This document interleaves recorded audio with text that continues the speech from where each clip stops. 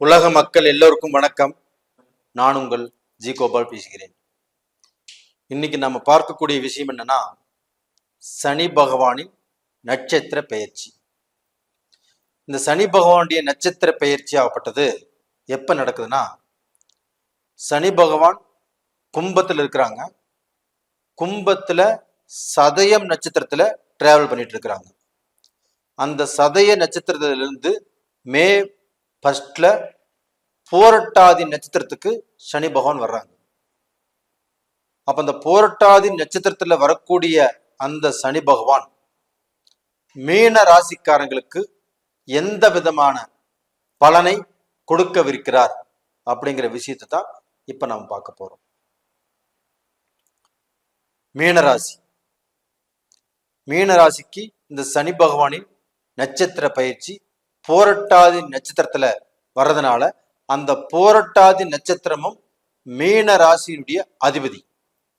அப்ப அந்த போரட்டாதி நட்சத்திரம் ஆகப்பட்டது சனி பகவான் பயிற்சி ஆகிறதுனால 390 நாட்கள், கிட்டத்தட்ட 400 நாட்களே இதனுடைய பலன் மீன ராசிக்காரங்களுக்கு கண்டிப்பா கிடைக்கும். அப்போ இப்ப அந்த மீன ராசிக்காரங்கள் சதய நட்சத்திரம், அதாவது ராகுவுடைய நட்சத்திரத்துல இது நாள் வரைக்கும் அந்த மீன ராசிக்காரங்கள் இருந்தாங்க. அப்ப அந்த மீன ராசிக்காரங்கள் ராகுவுடைய நட்சத்திரத்தில் இருந்தாலுமே அந்த ராகு பகவானும் மீன ராசியிலேயே இருந்தாங்க. அப்ப எப்படி நல்லா இருப்பாங்க? இவங்களுக்கு 7.5 சனியும் ஆரம்பிச்சிருச்சு. 7.5 சனி ஒரு பக்கம், இந்த ஜென்மத்திலேயே ராகு இருக்கிறது மறுபக்கம். இந்த ரெண்டுக்கும் இடையில மீனராசிக்காரங்கள் சிக்கிட்டு அவங்க பட்ட பாட்டுக்கு அளவே இல்லை. அப்ப அவங்க எந்த திசையில திரும்பினாலும் அடி.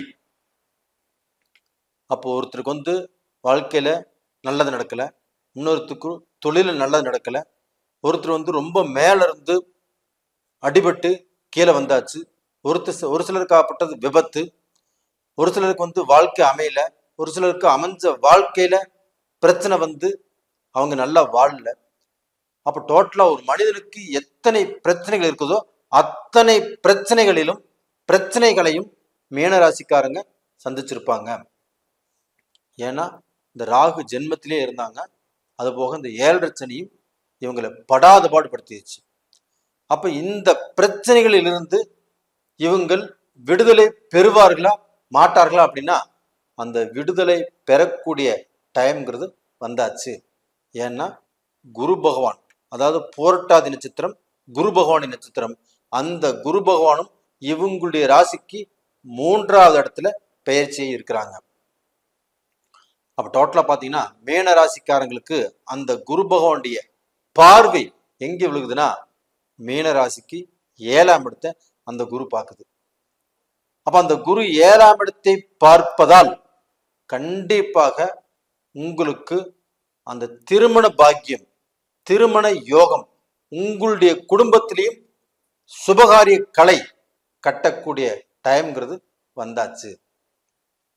அப்ப டோட்டலா பாத்தீங்கன்னா மீன ராசிக்காரங்களுடைய வாழ்க்கையில ஆணுக்காகட்டும் சரி பெண்ணுக்காகட்டும் சரி, எனக்கு திருமணம் நடக்கல, எனக்கு திருமணம் தடைபட்டு போச்சு, எனக்கு வந்த வரனாப்பட்டது மிஸ் ஆகி போச்சு அப்படின்னு வேதனையில் இருக்கிறவங்களுக்கு இந்த காலகட்டத்துல ஒரு நல்ல வரனாப்பட்டது அமையும். அப்ப இந்த வரன் அமைவதனால உங்களை பெத்தவங்களும் சந்தோஷப்படுவாங்க.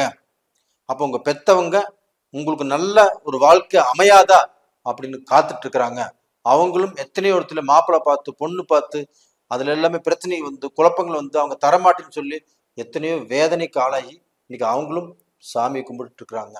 என்னுடைய மகனுக்கோ மகளுக்கோ சீக்கிரம் ஒரு வாழ்க்கை அமையணும் அப்படின்னு வாழ்க்கைய சாமியை கும்பிட்டு இருக்கிறாங்க. அவங்களுக்கும் கண்டிப்பாக இது ஒரு நல்ல காலமாக அமையும். நீங்க கடவுளுக்கு நன்றி சொல்ல வேண்டிய நேரங்கிறது வந்தாச்சு. கண்டிப்பாக உங்களுடைய வாரிசுகளுக்கு சுபகாரியங்கள் அமையக்கூடிய காலகட்டம் வந்தாச்சு. அதுபோக பார்ட்னர்ஷிப், அந்த பார்ட்னர்ஷிப்ல பாத்தீங்கன்னா நிறைய பேருக்கு பிரச்சனை, குழப்பம், பிரியவும் முடியாம சேரவும் முடியாம ஒரு மனஸ்தாபத்தோடையே அந்த தொழில் நடத்திட்டு இருப்பாங்க. அப்ப அவங்களுக்கு உள்ள இருக்கக்கூடிய அந்த மனக்கசப்பு ஒரு மூணாவது மனுஷனால இந்த பீரியட்ல கண்டிப்பாக தீரும். ஏன்னா குரு பகவான் உங்களுடைய 7ஆம் இடத்தை பார்க்கறதுனால, அந்த 7ஆம் இடம் பார்ட்னர் சம்பந்தப்பட்ட இடம் அப்படிங்கிறதுனால அந்த பார்ட்னர்களுக்குள்ள இருக்கக்கூடிய பிரச்சனைகள் தீரும். அது போக புதுசாக நீங்க பார்ட்னரை உங்க தொழில இணைச்சுக்கலாமா அப்படின்னா தாராளமாக இணைச்சுக்கலாம். அப்படி இணைப்பதற்கு முன்னாண்ட அவங்களுடைய ஜாதகத்தையும் எப்படி இருக்குன்னு பார்த்துக்கோங்க. ரெண்டாவது பார்த்தீங்கன்னா, உங்களுக்கு அந்த 9ஆம் இடத்தை அந்த குரு பகவான் பார்க்கறாரு. அந்த 9ஆம் இடத்தை குரு பகவான் பார்க்கறதுனால மீனராசிக்காரங்களாகப்பட்டது பெரிய அதிர்ஷ்டசாலிகள். எனக்கு அதிர்ஷ்டமே இல்லை, என்னுடைய வாழ்க்கையில எனக்கு நல்லதே நடக்காது, நான் ஒரு எனக்கு என்னை யாரும் சபிச்சிட்டாங்க, நான் பார்க்க போனா கடந்த காலத்துல போன ஜென்மத்துல நான் ஒரு பாவப்பட்ட ஜென்மம் இருக்கிறேன், கடந்த காலத்துல இது சாபத்துக்கு உட்பட்டு இருக்கிறேன், அதனாலதான் இந்த காலகட்டத்துல எனக்கு எந்த ஒரு நல்லதுமே நடக்கல அப்படின்னு நினைக்கிறவங்களுக்கு இந்த பீரியட்ல அவங்க வாழ்க்கையில அவங்க நினைச்ச மாதிரியான வாழ்க்கை அமைஞ்சு, நினைச்ச மாதிரியான தொழில் செஞ்சு, நினைச்ச மாதிரியான வாழ்க்கையை வாழக்கூடிய வாய்ப்பும், உங்களை பார்த்து யாரா இகழ்ந்தார்களோ, யார் எல்லாமே பார்க்க நீங்க மேல வரமாட்டாங்கன்னு நினைச்சாங்களோ, உங்களை எவ்வளவு சாதாரணமா நினைச்சாங்களோ அவங்க எல்லாமே மூக்கு மேல விரல் வைக்கக்கூடிய அளவுக்கு நீங்கள் வளர்ந்து காட்ட போறீங்க, வாழ்ந்து காட்ட போறீங்க. உங்களுடைய ஸ்டேட்டஸ் மாறப்போகுது, உங்களுடைய உங்களுடைய திறமையினால நீங்க வெளிச்சத்துக்கு வர போறீங்க.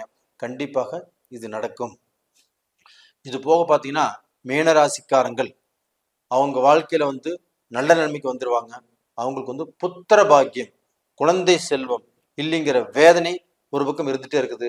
அப்படி மீனராசியில் பிறந்த ஆண் பெண் இருபாலருக்கும் குழந்தை பாக்கியங்கள் கிடைக்கக்கூடிய அந்த டைம் ஆகப்பட்டது இப்ப வந்தாச்சு. இந்த மே மாதத்திலிருந்து இந்த நட்சத்திர பயிற்சியினால மீனராசிக்காரங்களுக்கு படிப்படியாக ஒவ்வொன்றும் நல்லதே நடக்கும். இது போக பார்த்தீங்கன்னா, மீனராசிக்காரங்களாகப்பட்டது அவங்களுடைய வேலை, அதாவது கவர்மெண்ட் தொழில், அவங்க இருக்கக்கூடிய அந்த ஹையர் போஸ்டிங், இதுல பார்க்க போனா கூடுதல் பொறுப்புகள் கிடைக்கும். அது போக அவங்களுக்கு ப்ரமோஷன் கிடைக்கும். அவங்க வாழ்க்கையில கடந்த காலத்துல எதிர்பார்த்து தடைபட்டு இருந்த அந்த பொசிஷனுக்கு இப்ப வருவாங்க. ப்ரமோஷனும் கண்டிப்பாக கிடைக்கும், நீங்கள் நம்பி இருக்கலாம். இது போக பார்த்தீங்கன்னா, நீங்க வெளிநாட்டுல போய் உங்களுடைய வேலை விஷயமாக நீங்க வெளிநாட்டுக்கு போய் அங்க எவ்வளவு வேலை செஞ்சுட்டு இருந்தாலுமே அந்த வேலையில உங்க கூட இருக்கிறவங்க, வேலை செய்யறவங்க உங்க கூட சரியாக ஒத்துழைக்க மாட்டாங்க. உங்களுக்கு அவங்கனால ஸ்ட்ரெஸ் இருக்கும், அவங்கனால ஒரு திருப்தி இருக்காது. அதனால அங்க வேலை செய்யலாமா இல்ல வேற கம்பெனிக்கு போலாமா இப்படிங்கிற குழப்பங்கள் வந்திருக்கும். அது போக அங்கே இருந்து நீங்க எவ்வளவு கஷ்டப்பட்டாலும் ஒரு மன ஆறுதலோ மன சந்தோஷமோ இல்லை.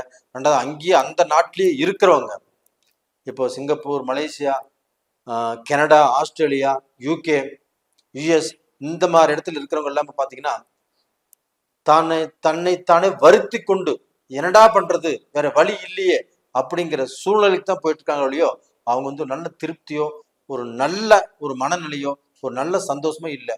குடும்ப வாழ்க்கையிலும் பாதிக்கப்பட்டு, தொழில் ரூபத்திலையும் பாதிக்கப்பட்டு, என்ன பண்றதுன்னே தெரியாமல் இன்னைக்கு திக்குமுக்கு ஆடிட்டு இருக்கிறாங்க. அவங்களுக்கு எல்லாமே இப்போ ஒரு நல்ல நேர காலங்களாகப்பட்டது வரப்போகுது. பயன்படுத்திக்கோங்க, கண்டிப்பாக நல்லா இருப்பீங்க. இதற்கு முன்னாண்ட நீங்க எவ்வளவு கஷ்டப்பட்டு தொழில் ரூபத்துல கஷ்டப்பட்டு குடும்பத்துல கஷ்டப்பட்டு இருந்தாலுமே அந்த கஷ்டங்கள் எல்லாமே படிப்படியாக குறையும். அப்ப இந்த காலகட்டத்துல நீங்க பண்ண வேண்டியது என்னன்னா, யாருக்கும் போய் முன்னாண்ட நிக்க வேண்டாம், அடுத்தவங்க பிரச்சனைக்கு நானாச்சு அப்படின்னு ஜாமீன் போட வேண்டாம், நீங்க யாரையுமே முழுசாக நம்ப வேண்டாம். அதே சமயத்துல பாத்தீங்கன்னா உங்க வேலை உண்டு நீங்க உண்டு அப்படின்னு இருங்க. அப்ப உங்க குடும்பத்துல 3வது மனுஷங்களை அவங்களுக்கு இடம் கொடுக்க வேண்டாம். இது மாதிரி கொஞ்சம் பாதுகாப்பு பண்ணிட்டு வாங்க, கண்டிப்பா நல்லா இருப்பீங்க. நீங்க வணங்க வேண்டிய தெய்வம் என்னன்னா, உங்களுடைய குல தெய்வத்து கோயிலுக்கு நீங்க போயிட்டு வாங்க. அதுக்கு அடுத்தபடியாக குரு பகவானை கும்பிட்டு வாங்க, கண்டிப்பாக நல்லா இருப்பீங்க. நேயர்களே, கண்டிப்பா இந்த பதிவு பிடிச்சிருக்குன்னு நினைக்கிறேன். பிடிச்சிருந்தால் லைக் பண்ணுங்க, சப்ஸ்கிரைப் பண்ணுங்க, ஆல் அப்படிங்கிற பெல் பட்டனை ப்ரெஸ் பண்ணிக்கோங்க. இது போக உங்களுடைய ஜென்ம ஜாதகம், அதுதான் உங்களுடைய தலையெழுத்தை நிர்ணயம் பண்ணக்கூடியது. அப்ப அந்த ஜாதகத்துல நடக்கக்கூடிய தசாபுத்திகள் உங்களுக்கு சாதகமா பாதகமா அப்படின்னு தெரிஞ்சுட்டு நீங்கள் அடுத்த லெவலுக்கு முயற்சி பண்ணுங்க. அப்படி தெரிஞ்சுக்கோன்னு விருப்பப்பட்டால் கீழே 2 நம்பர் கொடுத்துருக்குறோம், கான்டாக்ட் பண்ணுங்க, வாட்ஸ்அப் பண்ணுங்க. உங்களிடமிருந்து விடைபெறுவது உங்களின் ஜி கோபால். நன்றி, வணக்கம்.